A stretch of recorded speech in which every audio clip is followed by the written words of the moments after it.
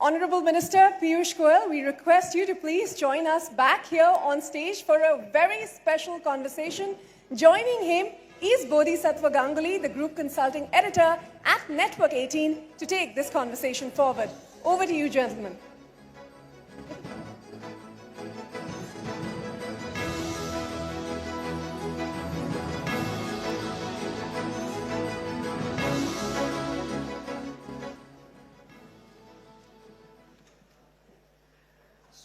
So Piyush ji, welcome once again to the CNBC TV18 Business Leaders Awards. Thank you for taking out time for what must be a busy time for you as a minister. So you've clearly been the man of the match when it comes to signing a whole number of trade deals. There's the mother of all deals, the one with the EU, the FTA with the UK, and then the framework agreement which was announced early February, leading to the what was expected to be an agreement in March and April. But barely had the ink dried on some of these agreements, we have a big geopolitical crisis on our hands. So let me start with the what is most topical first. Your first reactions to the geopolitical crisis, has the government worked out any estimates of the impact on GDP or inflation, the direction of the rupee? I think India is a very resilient country, a very strong economy with good fundamentals. And I'm very confident that while we have a war raging on, I'm not an astrologer and can't predict how long it'll run. But my own sense is the people of India understand that this is a challenge we have to overcome. The people of India are ready and willing to work together with the government, find solutions. And I think what Prime Minister Modi has consistently guided all of us is to find opportunities in the crisis. Right. Whenever we faced a challenge, we've always been able to convert that into an opportunity. And I'm sure this will be a wake-up call for many of us. This will help us plan for a better future, a more self-reliant and resilient future. And my own sense is that there will be a certain shortfall in economic activity in the short run. Right. But we'll make up for that in the months to come. We'll continue to be the fastest growing large economy in the world for at least 2 more decades. And we are well poised to become the trusted partner of the world. Would you, specifically on the rupee which has been falling, any views on what we can do about that? I think it's a function of the confidence in the economic situation as we go forward. We've certainly seen that investments in any period of time, when there is a conflict or a war, usually look for safe haven. We've seen a lot of money flow into gold, for instance, and the import of gold and silver has shot up. Similarly, in such periods, you find that the flow of investments into the stock market, the confidence of the international investors who are otherwise looking for larger ticket investments in India gets delayed a little bit. And therefore, I do believe that while we are facing a stress on the rupee, my own gut feeling is, given our very robust reserves, and we have almost got 12 months of import equivalents as reserves in the Reserve Bank of India kitty, I don't see any reason for anybody to panic. I think the rupee will also bounce back in a more gradual fashion, possibly, once the war is over. Right. And specifically for exporters, have you been in dialogue with them? Have you? Yeah. Yeah, we are in dialogue with all our stakeholders on a daily basis. So as soon as the war broke out, by the second day, the Commerce and Industry Ministry was on the job. We set up an interministerial group which covered all the various stakeholder line ministries. We've been engaging with all the export promotion councils on a daily basis. Right. We have a 24-hour helpline ready to resolve any issues. And we are continuously coming up with the standard operating procedures, to help any cargo which needs to come back, to see how we can have customs support or port support to ensure exporters don't face any problem, or importers for that matter, because there are many components we need to import also. And the Commerce Ministry has also worked out certain schemes which will help create an insurance cover should any export cargo be damaged or lost or even inordinately delayed because of the Red Sea problem or the Strait of Hormuz problem, right, or the shipping line difficulties. We are working on a scheme on that. We are doing the interministerial consultation. Next week we'll be coming out with some more concrete action agenda to support the exporters. In general, what would you, because there is obviously some concern among India Inc. In this room. I mean, they're worried about demand destruction. They're worried about, for example, the shortfall in natural gas. Some industries are being affected. So what is your message to them? What can you say to reassure them? Well, I think the Petroleum Ministry and the Ministry of External Affairs has been very candid and upfront in sharing with both the people of India and also particularly with business that obviously when there is a war, there are going to be problems, obviously, there are going to be challenges. We all in this room jolly well understand that. Having said that, the good news is on crude oil, on fuel, we are pretty well placed. We have good stocks in hand. So you've seen there's been absolutely no disturbance of any sort on the crude or the fuel front, petrol, diesel, aviation fuel. We've in fact ramped up kerosene production so that should there be any delays in LPG supplies, we'll be able to make it up, give alternate cooking medium to the common man. Incidentally, we are also covering through imports from diversified sources the requirements of LPG and LNG also. Right. But we all know that the major chunk of gas came from the Middle East. And the shipping times were barely 3 or 4 days, at best 7 days, when these shipments of gas came into India. Now we have to diversify to sources which are significantly far away from India. So Canada, the United States, possibly Russia. We are looking at various sources of alternate sources which will feed the requirements of India. What we have only done is to increase the time between 2 cylinders that a person can take. And of course, there's been a short term, it's more a supply demand time issue. It's not an issue of finally the availability as much as the timing to be able to give enough shipping time for these gas sources to reach India. And therefore, I see no reason to panic. I wish people would understand that we are in a war situation. They should not hoard gas cylinders. And should that message go down to the people, and media can play a very important role, sorry, rather than showing a very negative picture on media, I hope all of you get together, show some nationalist spirit, of course, educate the people that there is no reason to panic, stop hoarding, and then I don't think there'll be any cause for concern. Yeah. No, that point is well taken.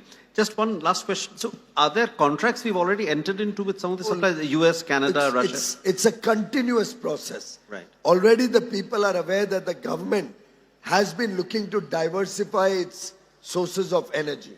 That has been the stated goal of the government over several years. And we have accelerated that process, and many contracts have been entered into. Many have started shipping supplies from new alternatives. And my sense is, A, the war may not last very long. B, even if it should, the alternates and diversified sources should be able to meet our requirements in the very near future. Yeah, we hope you're right that the war should not last. Hopefully in a few days it should be over. But we'll see. Just one more question. We were doing an FTA with Israel. We had started talks. and also a wider FTA with the GCC countries, right? We have one with the UAE already. What is the status of those obviously post the conflict, right? Of course, I'm sure all of you are aware that the 9 free trade agreements that we have entered into under the leadership of Prime Minister Modi in the last 3.5 years cover 38 prosperous and developed countries. I mean, the least of them is Mauritius, where the per capita income is below $20,000, but they are largely into tourism and financial services and don't hurt the Indian economy, they only complement us. All the other 37 have high per capita incomes, most cases $30,000, $50,000, $60,000 per capita. Some of them 90,000, 100,000 like the United States or Switzerland, or even $200,000 per capita in Liechtenstein. All of this has opened up huge avenues and have given us a global footprint where we have preferential market access for 2/3 of global trade. I think never before has India been so ambitious, so self-confident, and been willing to negotiate from a position of strength as we have in the last few years. These 38 economies will help us expand both our goods and services business, will help us attract large pools of investment and hopefully strengthen the rupee going forward very quickly, because many of these FTAs also have a committed FDI component and large amount pools of capital for innovation, for manufacturing are expected from there. And as we speak, I have 6 new free trade agreements going on in my office. We have Israel, where we launched negotiations sometime back when I had visited Israel. We have the GCC, we already have Oman and UAE. Now all the 6 GCC countries, the Gulf countries, want to have a FTA with India. We are already in dialogue with Chile and we are already in dialogue with Peru. We are looking at Mercosur for a free trade agreement against a small PTA, preferential trade agreement that we had in the past.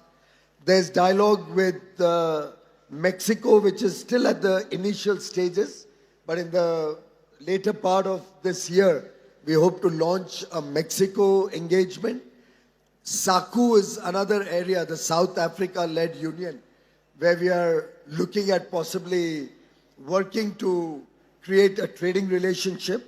I had the Korean minister with me yesterday. We have a free trade agreement very badly negotiated by the Congress government. Which you're trying to renegotiate. And I'm in public, I mean, it's not nothing I'm saying for the first time or politicizing the issue. I think every businessman in India knows that the Japan, Korea and ASEAN, the 3 FTAs the Congress did, all 3 have hurt India. We've hardly seen any significant increase in our exports. We've only seen greater amount of imports coming from these 3 geographies. So we've already started negotiating with Korea for a more balanced and fair FTA. Yesterday also we discussed it with my counterpart. The ASEAN negotiations are at an advanced stage. Japan has still not started renegotiating, but it's very high on our agenda. So all in all, we are looking to have greater investments, greater trading opportunities, greater amount of countries with whom we can provide services so that young India, full of aspirations, full of talent, full of skill, becomes the growth engine of the world. Okay, one last question on the Indo-US FTA. How does the US Supreme Court ruling change things? Will there be a delay? Because well, I think we had a very, very robust and good free trade agreement that we had, the first tranche of it, we had finalized with the United States. I think it was possibly on 3rd of February that we announced it. I'd like to just specify for some of you who may not be familiar with free trade agreements, a trade agreement is about getting preferential access versus your competitors. The absolute tariff does not matter. The important thing is, do you have a preferential market access compared to your competition? And I must share with you, the US agreement gave India the lowest import duty into the United States compared to all our peers, all our competitors, whether it's Indonesia, Malaysia, Vietnam, Philippines, Bangladesh, Pakistan, all the competing economies. If you go to see, we had the best rate amongst all. Apart from that, we had a number of products where we would get zero duty. So giving us a great opportunity to expand trade with the US.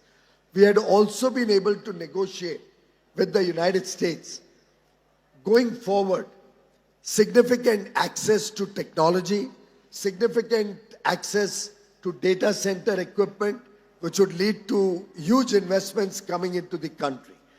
All in all, the first tranche or the interim agreement that we were looking to finalize was very good for the economy.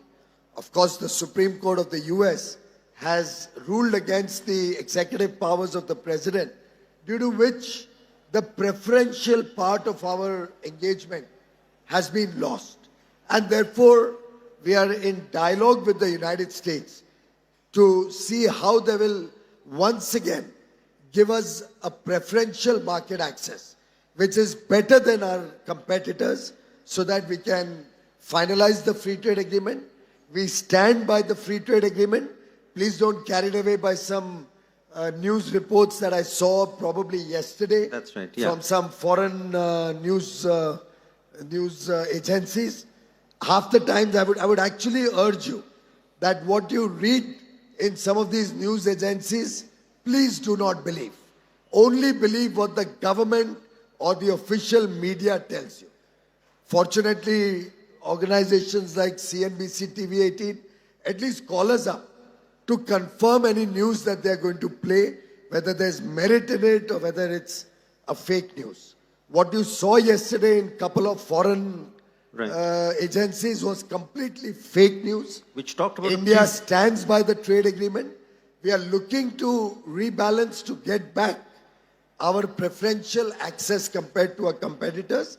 Our teams are in continuous negotiation and we'll hopefully finalize it soon. One thing I'll take the opportunity of sharing with all of you.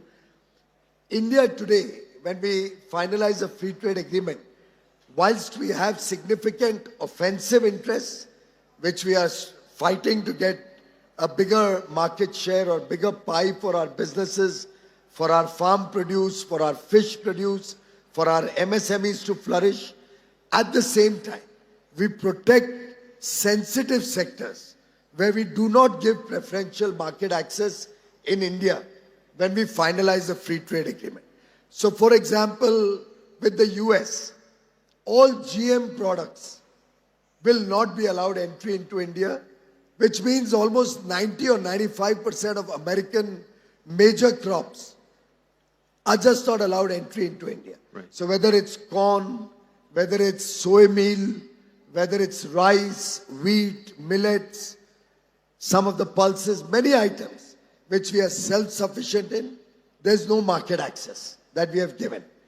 The only access given is areas where we are currently importing or we do not threaten our farmers.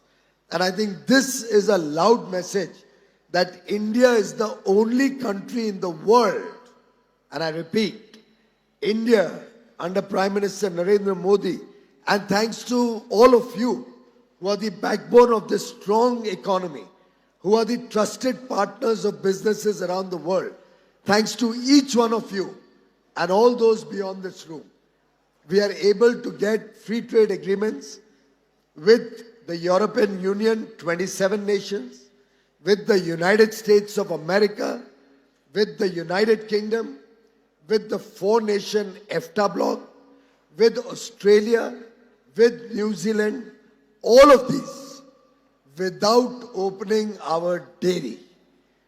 None of these countries has ever done a free trade agreement which did not have market access in dairy. India is the one country, thanks to the strength of all of the 140 crore Indians, the fact that we are the most trusted partner in the world today.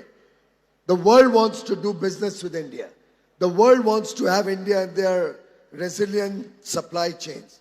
Because of that, all 6 of these geographies, all of Europe, all of the Oceania region, the United States, all of them, we have not opened our dairy and safeguarded the interests of millions and millions of farmers, our fishermen, our animal husbandry players, our MSMEs, our women entrepreneurs, and yet opened up huge opportunities, whether in the textile sector, whether in handlooms and handicrafts, leather, footwear, pharmaceuticals, chemicals, automobiles. The world is now our stage.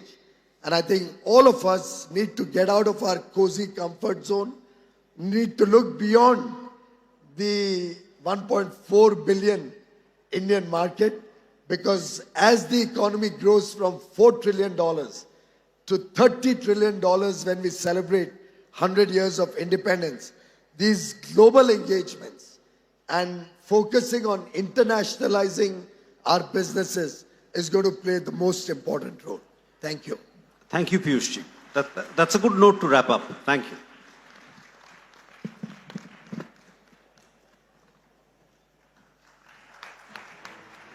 Thank you, Minister Piyush Goyal. And that was a comprehensive and I must say an optimistic picture of where India's trade story is headed.